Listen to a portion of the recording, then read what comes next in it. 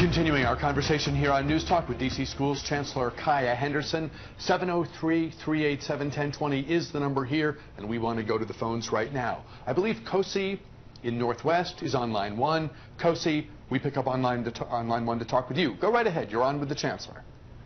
Yes, my question is, for the parents that seem to be having technical difficulties getting their kids enrolled, there seems to be a glitch where people have been receiving decline notice before they've been receiving acceptance letters. All right, stay on the line in case the Chancellor has a question for you. Is this utilizing the website when you say technical glitch, or? Well, you register your child online for the schools that you want to attend. There are waiting lists out, some down to 300. So this is the My School DC online lottery that the city runs. If there's a technical glitch in terms of enrollment, I'm happy to go back and try to talk with the Deputy Mayor's office to fix that. But in fact, once you are notified that you're off of the waiting list, enrollment happens at individual schools. And so if there's a particular school that you've been accepted to, Mr. Kosi, you can go right to the school, and as long as you have been let off the waiting list or what have you, they can process your enrollment forms there. Does that answer your question, caller? No, because I never received the first time I got a phone call saying she was accepted. When I re-registered her for the same school, I never received a phone call nor an email, just a decline notice. So if you would take his information, I'm happy to follow up with him directly and try to resolve. We can totally do that. Kosi, school is starting Monday, and my child's 3. She needs to be in school. Kosi, stay on the line. Stay on the line. If it's okay with you, we'll take your information off the air. The Chancellor's here. She has staff here in the studio, and we'll connect you that way off the air, if that's okay. Thank you very much. Phone lines open, 703-387-1020. Dial in now if you have a question or comment for Chancellor Henderson. We look forward to taking more of your calls in the moments ahead. Is there anything else you want to put out there in terms of enrollment information? Sure. How do parents connect if they're not connected? Yeah, so most parents are actually enrolled. It's sort of late to not have an enrollment situation, but we enroll every single day. And at this point, since school is starting on Monday, my advice to parents is to go directly to the school that you plan on your child going to, as long as you have been accepted at that school, and make sure you register. Or you can go to your neighborhood school, and we have people there who can help you get to where you need to be. And your website, I presume, our website is www.dcps.dc.gov, and there's also enrollment information there. As we get into the school year, the role of family, the role of parents, maybe others, older siblings, grandparents, what have you, is so key to making sure that homework is done, that there's rest, that all the things that young people need. Talk to parents now, if you would, about that. How did they partner with you to make sure kids maximize the opportunities that await them? Yeah, I just want to say I put a tweet up today congratulating our families and our students on ending the summer, and letting them know that we're excited to welcome them back. Parents are our key partners in ensuring their students' success, and so everything from preparation for school to getting a good night's sleep to checking homework to even simple things like asking your student, what did you learn in school today, and not just taking fine for an answer. We actually have a system where a number of our teachers go out and do home visits with families to prepare the relationship for the school year. We send things home for parents to do activities that supplement the work that we're doing in schools, and so we ask parents to do those activities. Read with your child. Have your child read to you. You read to your child. All of those things are really important. And what I'm most excited about is this year we have a number of these really interesting, engaging lessons called cornerstones. And we have parent guides to our cornerstone lessons so that parents can actually help get kids ready for what they're going to experience with these new project-based lessons. There are all sorts of nonprofit groups that are helping the broader educational effort in the District of Columbia.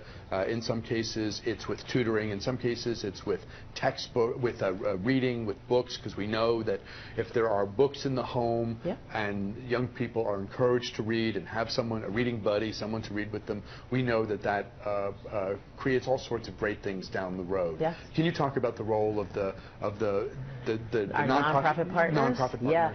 So our nonprofit partners, we have a plethora of partners that we work with all over the city that do everything for us, from supplement academic services after school and over the summer and during the breaks, to providing extracurricular opportunities, to just doing basic support for our schools. In fact, we have an Adopt a School program right now where instead of our old beautification day where people came and painted and planted, now we have shiny new buildings and we don't need that so much anymore. We're asking companies and organizations to make a full year commitment. And so people like the DC United soccer team have adopted Jefferson Academy Middle School, and they have a year's worth of activities that they will be doing in conjunction with Jefferson Academy. We can't, I say all the time, we are DCPS and we can do this, but we can't do it alone. And our nonprofit partners do quite a bit of supportive work for us. They also do things like help our young people get into college, provide scholarships, provide service opportunities, and so I want to say welcome back to our nonprofit partners as well, and thank them for the amazing role that they have in our work. I read not that long ago about a program that takes, I want to say high school students, maybe it was middle school students, but they take them to local and not just necessarily local college campuses, because there's something about having feet on the ground on a college campus and being told you could do this. You may not think that at the moment your family could afford to send you here, but let someone else worry about that for now. That's right. Dream big, set your sights high, walk around, soak up, breathe the air, and imagine yourself in this place. From what people smarter than me say, that matters. That can make a difference. It matters a lot. In fact, this is part of the reason why in last year's budget I put quite a few dollars towards field trips and college experiences for middle school students so that we could expose our young people early. If you walk into a number of our buildings, you'll see college pennants, you'll see classrooms named after the teacher's alma mater, and the children know what year they are going to college. But even more than that, we just embarked upon a couple of dual enrollment partnerships that are very exciting. Howard University is partnering with us to give students at Banneker and McKinley Technology High School free classes, so kids can go and take classes at Howard while they're in high school. They're sitting in the classroom with other undergraduate students. They're getting the feel of being on a campus, and they can take a number of credits, which will also then defray the cost of college when they go, because they'll have to take fewer classes. And we're in conversations with Trinity, and we have a dual enrollment partnership with George Washington, and our aim is to have every single high school have a dual enrollment partnership so that our young people can take college courses early. So exciting. What are you doing in terms of making sure kids are in school the maximum number of days? Absolutely. So attendance is a huge issue. We know that when, for every 10 days lost, children's reading levels go down, and you can't, recovering that is tremendous. And so we've been doing a lot to curb truancy and to promote attendance. We've seen our truancy rate drop from 26% 2 years ago down to about 17%. And still, we need parents to make sure that their young people get to class. Usually elementary school students, if they don't come to school, there's usually a family issue. And so we've partnered with the Family Strengthening Collaboratives and Children and Family Services to try to address those family issues. But for our adolescents and our high schoolers, usually it's their choice not to come to school. And so we've asked, why don't you come to school? The number one issue is transportation, and that's why this year I'm excited that we have the Kids Ride Free program, not just for buses, which we did last year, but for Metro. And so using their student ID card, kids can ride the Metro and buses for free on their way to and from school and during the school day. That's huge. Kids also said we want more extracurricular activities, and so we put more money in for athletics. We brought all new athletic equipment. We have extracurricular directors at each high school so that we can help our young people get access to that. Those are the kinds of things that we think will reduce truancy. Can you talk about campus safety and neighborhood safety in terms of young people getting to and home from school safely, and a safe environment while there. Yes. I mean, you know, we don't control what happens in neighborhoods, but what happens in neighborhoods has a tremendous effect on what happens in schools.